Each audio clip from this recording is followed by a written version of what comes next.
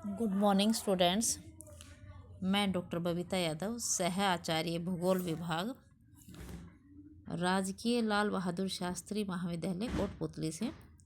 बेटा आज मैं आपको राजस्थान का अपवाह तंत्र करवा रही हूँ। राजस्थान के अपवाह तंत्र में पिछले टॉपिक में हमने पढ़ा था कि किस तरह से अरब की सागर में गिरने वाली नदियाँ और बंगाल की खाड़ी की ओर गिरने वाली नदियाँ हमने किया था। आज हम आपको करेंगे कि किस तरह से जो बंगाल की खाड़ी में गिरने वाली प्रमुख नदियाँ हैं और उसके अतिरिक्त आंतरिक अपवाह का क्षेत्र जो है, इसके बारे में आज हम डिटेल से वर्णन करेंगे। तो इसमें मैं आपको बता रही थी कल कि सबसे पहले तो मैं आज आपको बताऊंगी आंतरिक अपवाह का क्षेत्र। आंतरिक अपवाह का क्षेत्र क्या होता है बेटा? राजस्थान में कुछ नदियाँ इस प्रकार की हैं जिनका पानी अपने प्रवाह क्षेत्र में ही विलीन हो जाता है, मतलब वो सागर तक नहीं पहुंच पाता। ये नदियाँ मुख्यतः राजस्थान के उत्तरी व उत्तर पश्चिम भाग में प्रवाहित होती हैं। ये देखिए, ये इस एरिया में है, ये इस भाग में ये प्रवाहित होती हैं। इस ये जो मेनली है, ये आंतरिक अपवाह का क्षेत्र ही है। तो यहाँ प्रवाहित होती हैं। इनका पानी अपने प्रवाह क्षेत्र में ही विलीन हो जाता है। ये अधिकांश राज्य के शुष्क व अर्ध शुष्क प्रदेश की मौसमी नदियाँ हैं। इसमें सबसे प्रसिद्ध है एक तो घग्गर नदी। ये देखिए, ये घग्गर नदी है। ये है एक तो फेमस नदी। दूसरी कांतली नदी, ये देखिए, ये कांतली नदी है। और तीसरी है साबी नदी। ये देखिए, ये साबी नदी है। तो ये 3-4 नदियाँ मेन हैं। काकनी नदी, ये फेमस नदियाँ हैं जो आंतरिक अपवाह के क्षेत्र के अंतर्गत आती हैं। तो अब सबसे पहले अपन करेंगे घग्गर नदी। ये इसके बारे में, यह नदी हिमालय के शिवालिक पर्वतमालाओं से शिमला के पास कालका के निकट से निकलती है। और बेटा ये अम्बाला, पटियाला, हिसार जिलों में प्रवाहित होती हुई हनुमानगढ़ जिले की जो टिब्बी तहसील है, यहाँ से ये उत्तर पूर्व दिशा में राजस्थान में प्रवेश करती है। प्राचीन समय में ये बीकानेर जिले के उत्तरी भाग में बहती थी, लेकिन आज ये हनुमानगढ़ के पश्चिम में लगभग 3 किलोमीटर की दूरी में तक प्रभावित होती है। और ये नदी अपने उद्गम स्थल से 465 किलोमीटर की दूरी तय करने के बाद बटनेर, जो कि हनुमानगढ़ जिले के अंतर्गत आता है, उसके रेगिस्तान में विलीन हो जाती है। तो ये जो यहाँ देखिए, ये वर्षा ऋतु में यह सूरतगढ़ के पास कुछ गांवों तक पहुँच जाती है। और ऐसा अनुमान लगाया जाता है कि यह नदी कभी बीकानेर और बहावलपुर, पाकिस्तान में है जो, उसके इसमें प्रवाहित होते हुए और ये कभी सिंधु नदी में मिल जाती थी, ऐसा ये माना जाता है। अब पूर्व में ये जैसे बाढ़ के उफान के समय घग्गर नदी में फोर्ट अब्बास तक पहुंच जाती है ये नदी, और इसका विस्तार बहावलपुर तक हो जाता है। तो ये प्राचीन जलधाराओं के पेटे वर्तमान समय में भी दिखलाई देते हैं, लेकिन ये वर्षा ऋतु के अलावा सूखे ही रहते हैं। ये पूरा के पूरा सूखे रहती है। और ये मृत नदी या डेड रिवर के नाम से भी जानी जाती है। अत्यधिक वर्षा के समय इसमें कभी कभी बाढ़ भी आ जाती है। दूसरा आता है बेटा कांतली नदी। ये देखिए, कांतली नदी सीकर जिले के खंडेला की पहाड़ियों से इसका उद्गम स्थल माना गया है। और यह मौसमी नदी है जो तोरावटी की उच्च भूमि पर प्रवाहित होती है। यह उत्तर में सीकर व झुंझुनू से लगभग 160 किलोमीटर बहने के पश्चात चूरू जिले की सीमा में जाकर विलीन हो जाती है।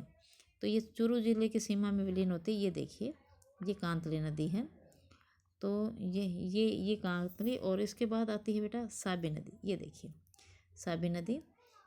साबी नदी क्या है? ये जयपुर जिले में एक नदी, सेवर की पहाड़ी, एक पहाड़ी है, सेवर की पहाड़ियाँ जयपुर जिले में। ये देखिए, ये अरावली की पहाड़ियों में यहाँ से ये निकलती है। और यहाँ से निकलकर ये बानसूर तहसील में प्रवेश करती है। ये बानसूर, बहरोड, किशनगढ़, मुंडावर, तिजावरा आदि तहसीलों में प्रवाहित होकर ये फिर हरियाणा प्रांत के गुड़गांव जिले में पटौदी के पास प्रवेश करती है। और गुड़गांव में कुछ दूरी के बाद बहने के बाद ये पटौदी के आसपास पूर्णतः विलीन हो जाती है। ये पूर्णतः बरसाती सरिता के रूप में ये उभर कर आती है और वहाँ ये विलीन हो जाती है।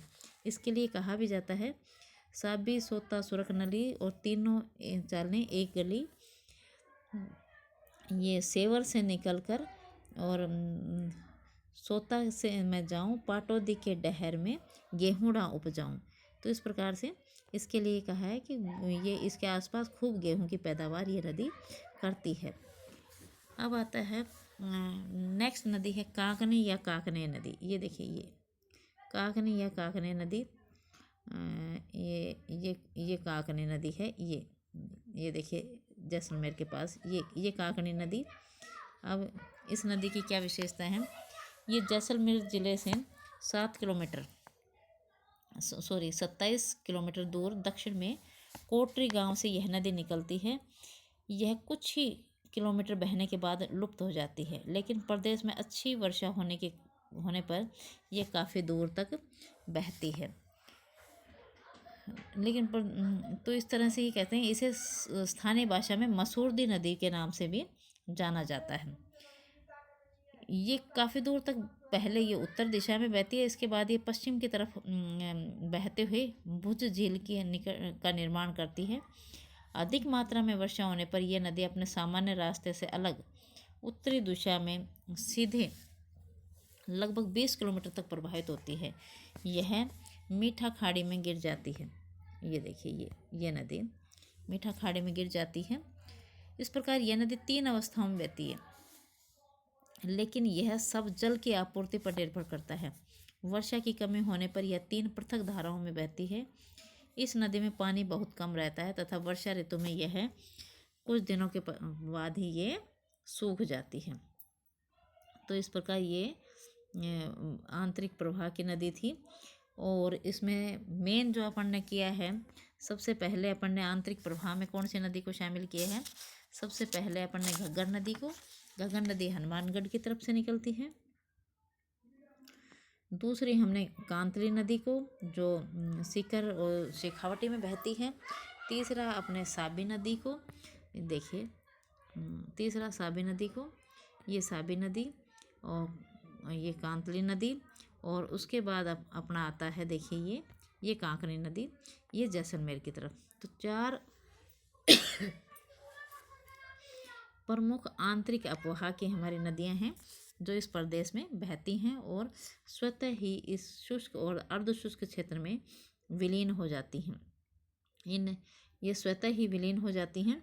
और इस प्रकार से ये जो नदियां हैं, ये काकनी नदी है, काकनी नदी जैसलमेर में। और ये देखिए आपकी घग्गर नदी है, ये हनुमानगढ़ में। इसे हनुमानगढ़ की ओर नाली के नाम से भी जाना जाता है, नाली का डहर। और ये कहते हैं कि सिंधु नदी में जाकर मिलती है पाकिस्तान में, बहावलपुर के पास तक चली जाती है। वर्षा के दिनों में इसमें थोड़ा पानी ज़्यादा आ जाता है और इसमें कई बार बाढ़ भी आ जाती है, किंतु ये अब शुष्क नदी है और ये अपने कहते हैं कि गंतव्य स्थान तक नहीं पहुंच पाती। और जो ये साबी नदी है, अरावली की सेवर की पहाड़ियों से जयपुर ज़िले की निकलती है। और ये देखिए ये नदी जैसे बानसूर में और बहरोड में बहते हुए आगे ये रेवाड़ी के पास, पटौदी के पास प्रवेश करती है। और कहते हैं कि ये यमुना की सहायक नदी कभी हुआ करती थी, ये वाली नदी, और यमुना नदी में अपना जल डालती थी, जबकि अब ये एक नाले के नाम से ही जानी जाती है और दिल्ली के आसपास ये एक नाला, गंदा नाला मात्र रह जाती है।